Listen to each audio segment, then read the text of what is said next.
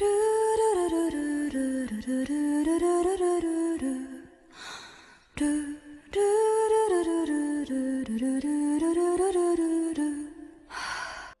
Mage Chapter 158, The Troubled Perseus.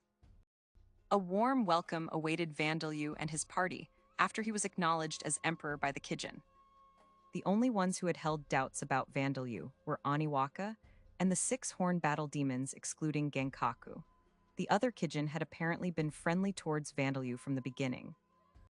The ancestor of the Kijin race, who was born between Vita, the goddess of life and love, and Xantark, the war god of fire and destruction, was the twin of the ancestor of the Magian race.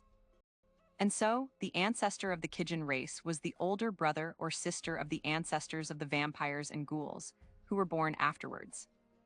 Thus, the Kijin race respected the Magian as older brothers and sisters, while vampires and ghouls were like close younger brothers and sisters. That was one of the reasons Godwyn had gathered so much respect in the Kijin nation. Vandalyu, a half-vampire and king of ghouls, was like a sibling to the Kijin race. The first day was simply a welcoming feast. After that, with King Tenma left aside as he had drunken himself unconscious, business-like discussions took place with his queen Yura and his concubines. It seemed that in the Kijin nation, where there were many muscleheads and berserkers, women often served in civil official-type roles. I would really like to have that person and Aniwaka learn a lesson from His Majesty, the Emperor. Aniwaka in particular is still called by a childhood name. I wonder when Aniwaka will become an adult. Yura said, letting out a troubled sigh. Apparently in the Kijin nation, people were called by childhood names rather than their real names until they became adults. Aniwaka was apparently a childhood name, and his real name was something else. In order to become acknowledged as an adult, a Kijin needed to exterminate a single monster from one of the B-class dungeons around the nation on their own. Even the weakest monsters that appeared on the shallower floors of B-class dungeons were rank 6. Kijin had a base rank of 4, so this was quite a difficult task for them.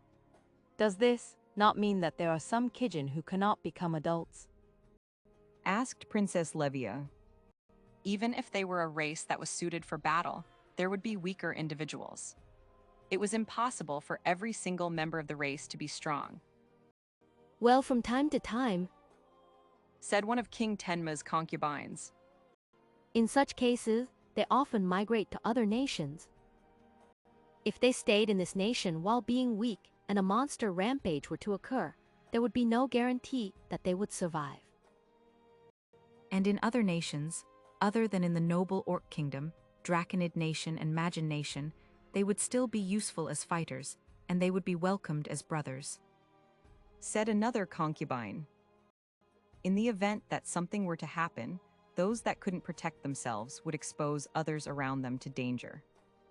That was why such individuals left the nation. That's quite strict. But I suppose it can't be helped. The monsters outside the dungeons around here seem strong too, said Orbia, who was floating around to the side, nodding to herself. I understand that, but in other words, even you ladies. Asked Kimberly, staring at Yura and the concubines. If their words were true, that would mean that even the women possessed the strength to defeat a rank 6 monster on their own, so this reaction wasn't unreasonable. And the Kijin nation's total population was about 10,000. There were still non-combatants such as pregnant women and young children, but other than them, all of the Kijin were capable of fighting. Wouldn't the Amid Empire be defeated if it fought a war against this nation? Well, I get the feeling that the same is true for the noble Orc Kingdom and Magian Nation as well, though.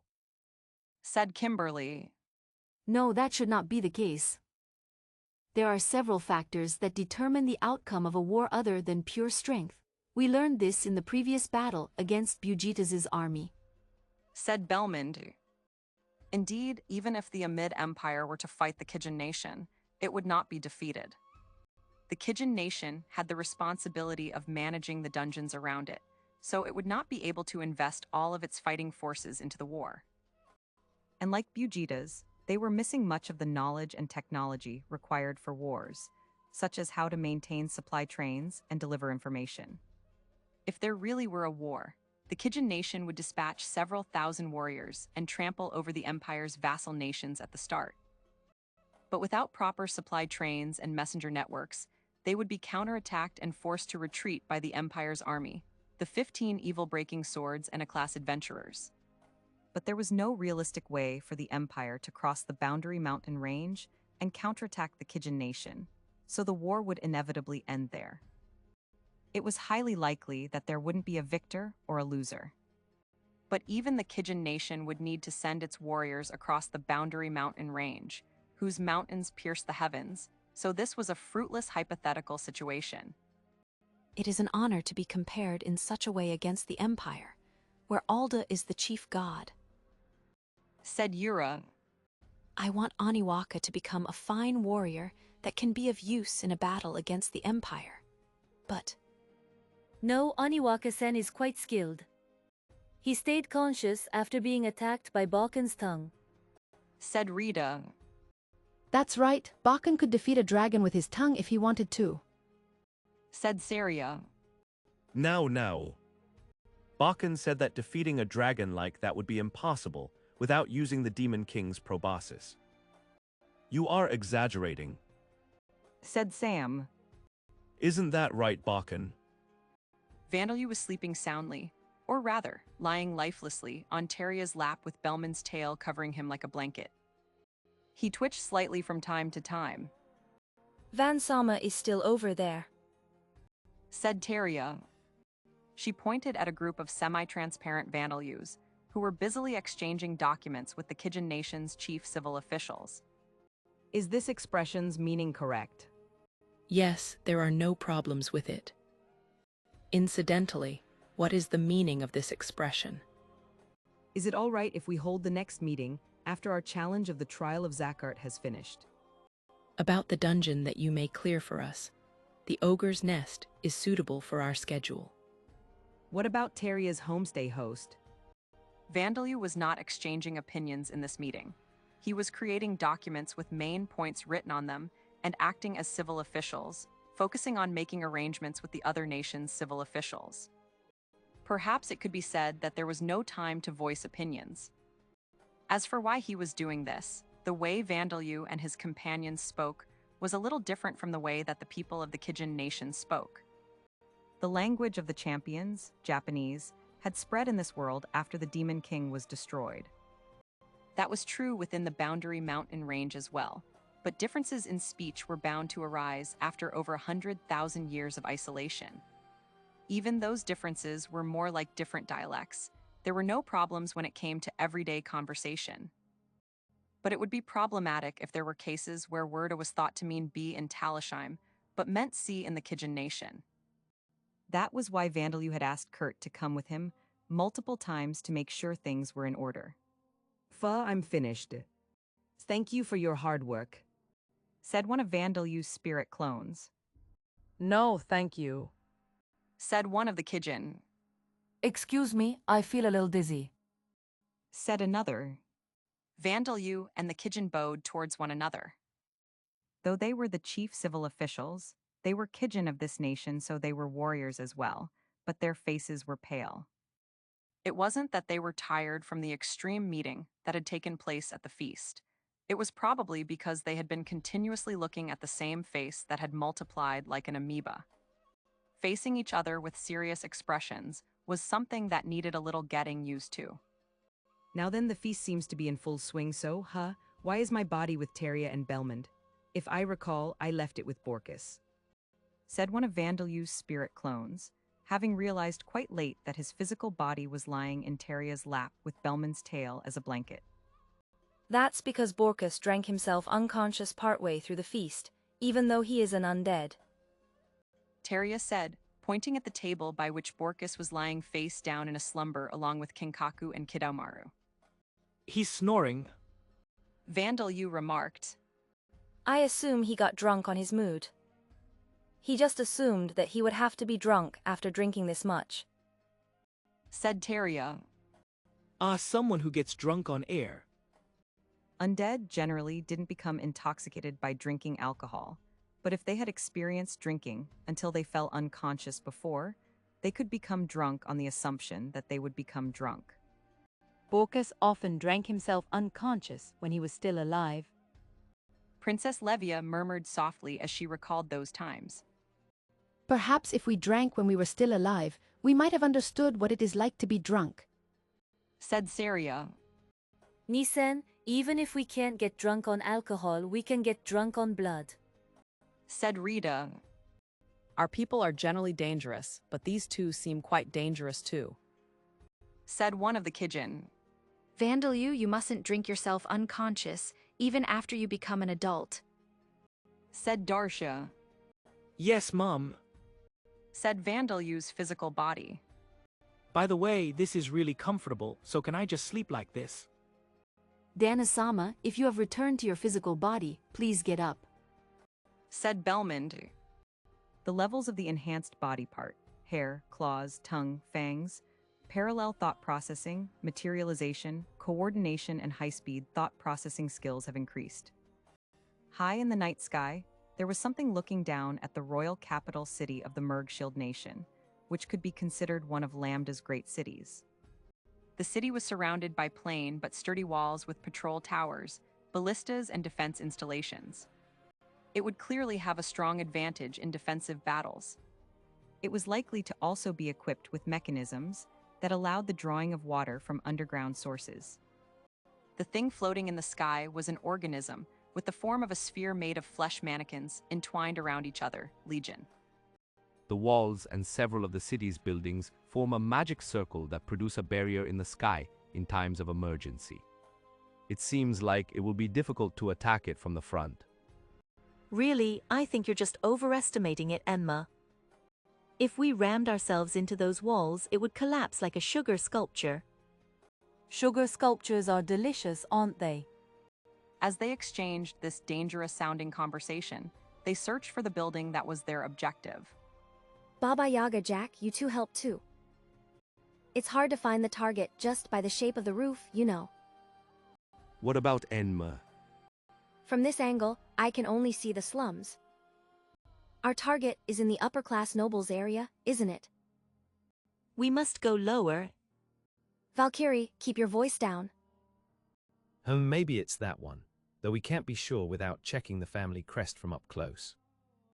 Why was Legion here alone in the skies above the royal capital of the Mergshield nation, an enemy nation?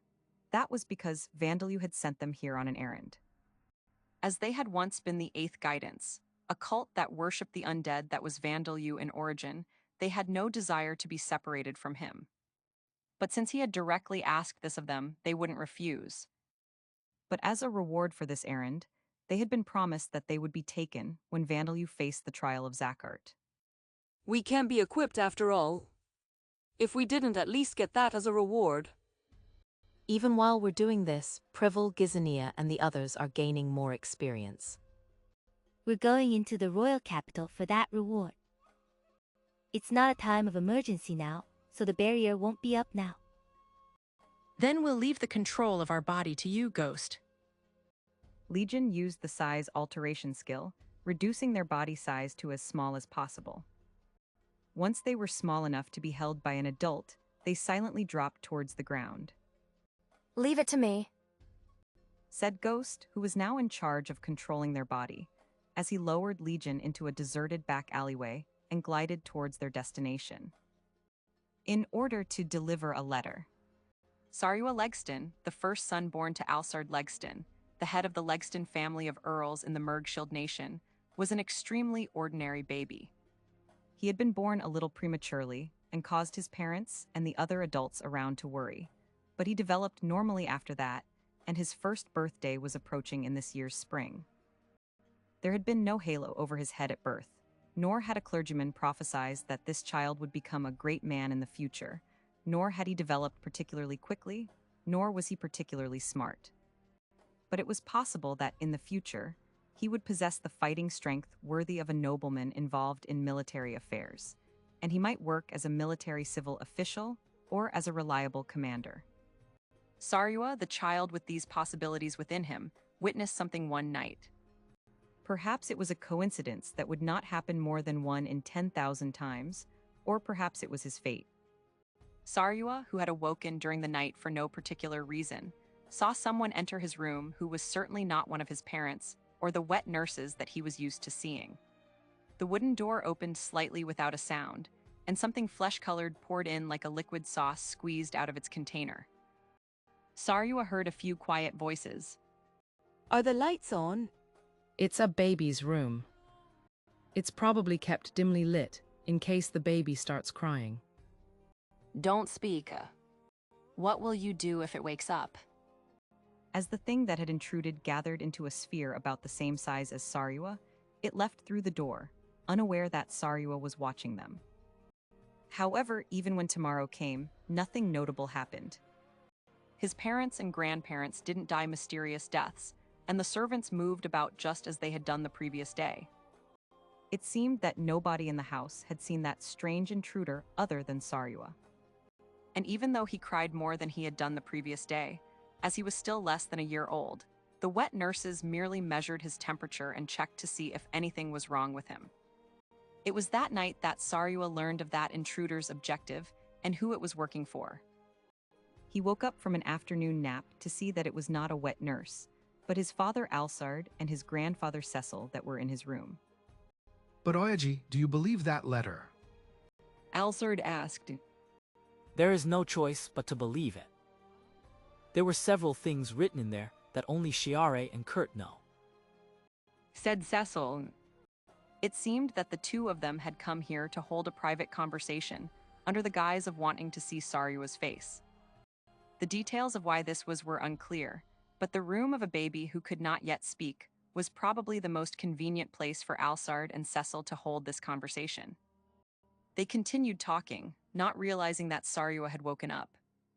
That's true, but it's possible that they were tortured and forced to give up these details. Said Alsard. No, that's impossible. Said Cecil. The first half of the letter is in Shiare's handwriting, and the second half is Kurt's. There's no doubt about it. I know that. But if that's the case, then the fact that Earl Palpabok is a terrible traitor is. Sarua, whose mind was wandering with drowsiness, ignored the conversation that he could not comprehend and tried to fall back asleep. No matter how important the topic of conversation was, since he couldn't understand it, it was no different from a lullaby. The Dampier Vandalue, so the fate of the Legston family and this child depends on him. Said Alsard. The moment Sarua heard his father speak this name, his consciousness and memories awakened. Vandalue, that's right, I'm Samjama Yuyuri, the Perseus Samjama Yuyuri. 2 lives and deaths on Earth and in origin, and a request from Rodcourt to eliminate Amamiya Hiroto Vandalue. These memories and personality returned to him. The Gungnir Kaidu Kanata, who had dirtied his hands with numerous crimes despite being a member of the Bravers, had been killed by the metamorph Shihuin Mari to avenge her mother. Samjama Yuyuri was one of the 3 reincarnated individuals who were killed in the riots caused by Kanata's death. That was the identity of Sarua Legston in his previous life. Up until this moment, Sarua had been nothing more than an ordinary baby, but now, his consciousness and senses were rapidly transforming into the memories and personality from his previous life. He hadn't understood the words spoken in conversation by his father and grandfather, but now he could understand most of them. That conversation and the information given to him by Rodcourt, combined with his knowledge of the events that had occurred before and after the Gungnir Kaidu Kanata was destroyed by Vandalue, he put together his current situation in his mind. My third life might be over. As a result of his evaluation of the situation, he realized that his life was in danger. Samjama Yuyuri, Sarua, was one of the 3 reincarnated individuals who had refused to have anything to do with Vandalue despite Rodcourt's offered rewards. Thus, he hadn't intended to get involved with Vandalue, even when his memories and personality returned. He was a noble of a nation that considered Dampier's monsters and the mothers who gave birth to them witches. He was even the first son of the family of the vice commander of the expedition army that had been dispatched to Talasheim, the nation that was ruled by Vandalue. And Sarua's uncles, Shiare and Kurt, had sworn loyalty to Vandalue and become his influential vassals, Shayare having done so after becoming an undead, while Kurt had done so while still alive. And last night, a letter from those uncles had been delivered. It contained an accusation that vampires worshipping an evil god had connections to the current marshal, Thomas Palpapuk, and an offer to defect to Talishheim. It had likely been delivered by that strange intruder. It seemed that Vandalu's reach had grown beyond what was detailed in the information that Sariwa had been given. He knew that at this point in time, it seemed impossible that he would be able to avoid getting involved with Vandalu. If his father and grandfather accepted the offer, he would become a son of one of Talishheim's benefactors, nephew of Vandalu's influential vassals. He would likely meet Vandalu himself. And eventually, Vandalu would realize that he was a reincarnated individual. He would need behave as would naturally be expected of a child of his age, conceal his qualities for magic, not use his chait-like abilities, and seal the lips of the other reincarnated individuals who knew that he was a reincarnated individual. It's impossible. Maybe I could do it for a day or two, but spending my entire life as an act that I can't make a mistake in is impossible. There's no guarantee that I'd be able to keep the other reincarnated individuals quiet, either. No, my companions from the Bravers have likely changed their names and faces as well, so maybe they won't notice. No, if Rodcourt tells everyone Sariwa Legston is the Perseus Samejima Yuyuri, there's no point in having a different face. After all, he was the eldest son of an influential noble family of a vassal nation of the Amid Empire. Even in this world, where ways of spreading information hadn't been developed yet, it was possible that he would be found just by having his full name known. No, wait. Judging from the conversation of these two, they seem to be leaning towards accepting the offer, but they haven't decided yet. There might be a chance that they'll reject it. Wait, isn't that the worst possible scenario?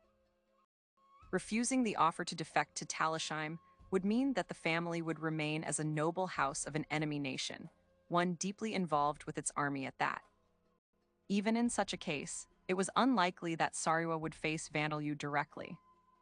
He would need at least 20 or 30 more years before he could command armies on the battlefield. As an adult, it was possible that this nation would be destroyed before that could happen. It had already dispatched its army once, and even after everything that had happened, it still persecuted Vita's races, including Dampiers. And if Sariwa recalled, the Mergshield nation's role was to act as a shield, a defense for the Empire. A peaceful reconciliation with the nation of Talishheim ruled by Vandalu wouldn't happen. Well, there are actually numerous secret weapons, and there might be a chance that the Empire can win against Talishheim, but either way, geographically speaking, it's this nation that will become the battlefield.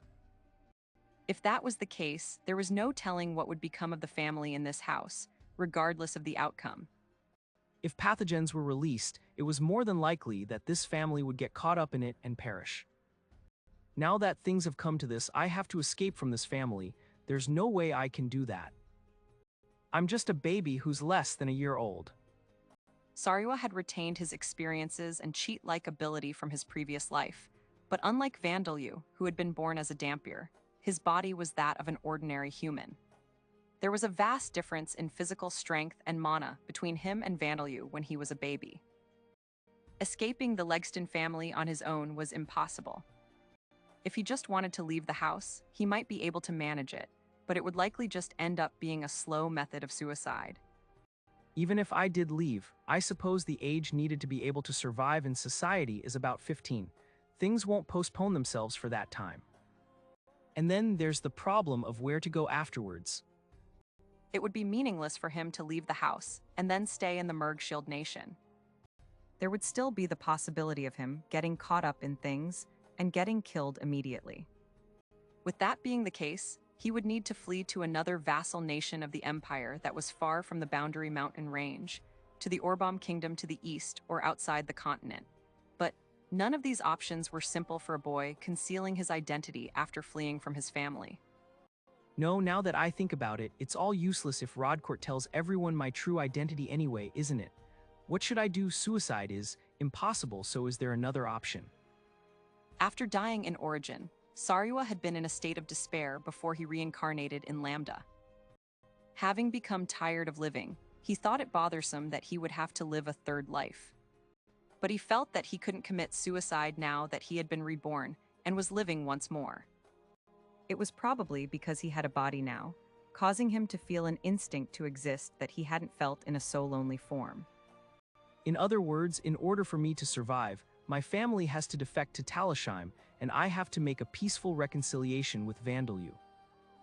Personally, I don't really remember having arguments with that guy, and he should think the same. Come to think of it, I wonder what the other reincarnated individuals are doing. Where had Skanda and Urther, who had died at the same time as Sarua, been reborn? Were there any other reincarnated individuals who had died after them? I'm curious, but now that I think about it, we didn't make any plans for me to receive any additional information from that god. Will we be reunited naturally like on Origin? I'm starting to feel overwhelmed. After thinking this far, Sarua lost consciousness. Before he could check his status, he developed a teething fever and spent the next few days unconscious, and the next time he woke, his memories from his previous life were gone again. The body and brain of a baby less than a year old hadn't been able to fully cope with the sudden awakening of those memories and personality. It wasn't until several months later that he regained his memories and personality again. He was different from Vandalyu, whose control over his own body had been taken from him in Origin, and unconsciously learned the feeling of thinking with just his soul and spirit after dying and becoming the undead. The day after the feast, Vandalyu and his companions decided to clear the Ogre's Nest, a D-class dungeon near the Kijin Nation. This was so that Vandalyu could later use the labyrinth creation skill to teleport back to this dungeon and return to the Kijin Nation quickly for the next meeting and visit, and if an emergency were to arise. It would have been easier to create a small, one-chamber dungeon with labyrinth construction. But it seemed that creating yet another dungeon in an environment that already had multiple dungeons nearby was something that the Kijin Nation would like to avoid.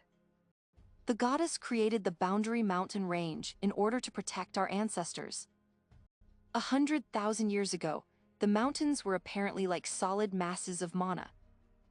Of course, no matter how much mana there was, it was the mana of Vita, the goddess of life and love, so it would not turn the land into devil's nests. Said Aniwaka. But that wasn't true of the mana of the gods who served her. The evil gods who were the ones who originally create monsters, and the monsters like the noble orcs who worship them, gradually polluted the mana in their surroundings unconsciously, just by existing.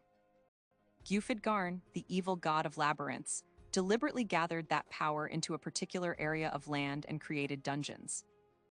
Mububujenj, the evil god of degenerate corpulence, and Zazagante, the evil god of the dark forest, were also capable of creating dungeons. But there were no gods who could create as many or as great a variety of dungeons as Gyufid-Garn. He had likely decided that it was better to create dungeons in a place where it was easy to manage them, rather than have them appear spontaneously all around the area, contained within the Boundary Mountain Range. And the three most particularly dangerous places, the dungeons on the eastern side of the mountain range, were left to the Draconid race, the class dungeon in the flat area between the mountains to the Majin race, and us Kijin were entrusted with maintaining this area, the western side of the mountain range. What do you think? Amazing, isn't it? Said Aniwaka, proudly explaining why his nation was surrounded by dungeons. Yes. Vandalyu agreed. Dungeons are treasure troves of products, including the items contained within the chests that spawn in them, but obtaining them comes with a considerable amount of danger. Rather than pushing the responsibility of managing them onto designated warriors, the entire country has taken that responsibility for over 100,000 years. I think that's amazing. Unlike adventurers that belonged to the Adventurers Guild, Kijin did not receive rewards just for defeating monsters. For those like Aniwaka to make a living, they needed to bring back materials stripped from monsters inside the dungeons. No matter how strong the Kijin were, things would be tough for them since the materials they brought back would not be enough to live on. Despite that, the Kijin race had continued this harsh lifestyle for 100,000 years. They had likely received support from the other nations, but their way of life was something to be admired. I wish the people of the Hartner Duchy could learn from your example, said Vandalyu. The Hartner family, who had handled the sealed Demon King's fragment poorly, could learn something from the Kijin. Your Majesty, if they had managed things properly, we wouldn't be here now, said Princess Levia. That's true, said Vandalyu. Then let's be thankful for their negligence. I heard from Borkus yesterday that things are strange on the outside. Apparently it's the humans getting what they deserve, though. As a former human, this talk hurts my ears, said Kimberly. Come to think of it, we were humans living on the outside, said Sam. The ones exploring the ogre's nest were Vandalyu, the ghosts, Sam, who was in charge of transport, and Aniwaka, who was guiding them and explaining various things. They proceeded through a desert inside the dungeon as they shared this conversation. Quinn was riding inside Sam's carriage as well, but she was busy taking care of the Gehenna bee eggs that she had laid. Incidentally, Darsha was continuing the discussions from yesterday with Yura and the others. Borkus, Belmond, and the others were there to watch over her. Teria was on her own today, exchanging smithing techniques with the armed smiths of the Kijin nation. I heard that this would be the case, but it really is only ogres that come out, isn't it? Princess Levia remarked. As the dungeon's name might suggest, the monsters appearing in the dungeons were demi-human, ogre-type monsters. Ordinary ogres were rank 4, but there were inferior races such as rank 3 lesser ogres, and other varieties of ogres such as desert ogres and frost ogres that were adapted to living in deserts and cold climates. Incidentally, the dungeon boss was apparently often an ogre with a higher rank, such as an ogre soldier or ogre grappler. This was an excellent dungeon for ogre tamers looking to tame ogres. For those that weren't ogre tamers, it was apparently of questionable value, as the variety of materials that could be obtained were not great considering the dungeon's difficulty.